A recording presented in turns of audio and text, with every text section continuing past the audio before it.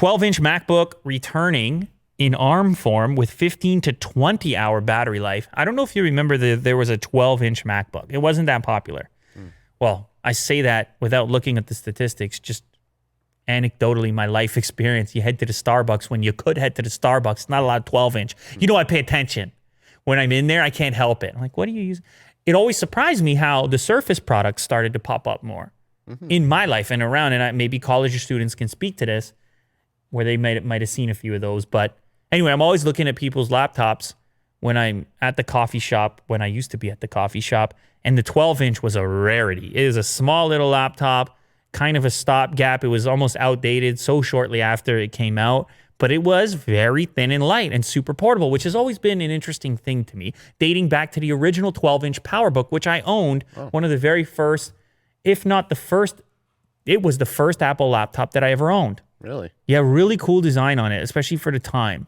I mean, it looks blocky and dated by today's standards.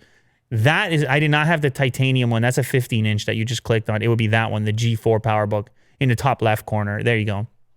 This thing was small. I remember the advertising campaign. Actually, you had Mini-Me from Austin Powers. Oh, right. And you had Yao Ming. Yao Ming, yeah. And Yao Ming had the 12-inch PowerBook, and Mini-Me had the 17-inch PowerBook, and they were on a flight, and it was like, whichever one floats your boat, whichever one suits you, and they had the huge guy with the small one and the small guy with the huge one. You see how that goes? Yeah, it's great advertising. So back in the day, wow, what a time. I ordered that. I was on, what, is it a saying? I was on top of the moon? Is that a saying? Did I just make that up? Top of the world? Top of the world? I don't, why did I want to say top of the moon? Am I thinking about space? Maybe. Space travel?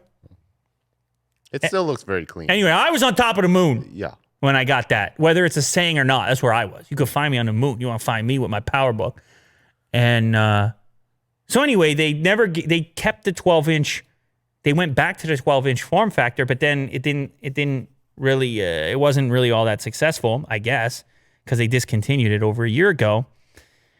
But it makes a lot of sense when they go to their own ARM chip, Will, because now you're really thinking about power efficiency, and you're thinking about portability. I mean, look at this little guy I've got right here on the table, the Surface Duo. I mean, form factors, we're all thinking about it. We're thinking about thin and light. We're thinking about, a lack of heat.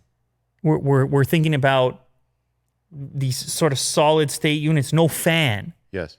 Once you're in the ARM territory, it gets very exciting from that standpoint. Ultra portability, even in your laptop. So you could imagine them doing a 12-inch ARM-based MacBook, no fans, super slim. Kind of like the moment with the original MacBook Air, where everyone was like, is it in that envelope?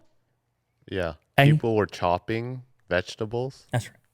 With the sharp edge. This could be even sharper and thinner, and the best part of it is 15 to 20 hour battery life, which, again, coming back to the portability side of things, all kinds of advantages to designing and controlling the thermals all the way from the processor down to the aluminum chassis. The whole thing top to bottom, you get a lot of control. So we can see the 12-inch come back. I have to pick it up and take a look if it does come to be. But it's always confusing with Apple because they really want you to be on this iPad with the keyboard attachment and everything else.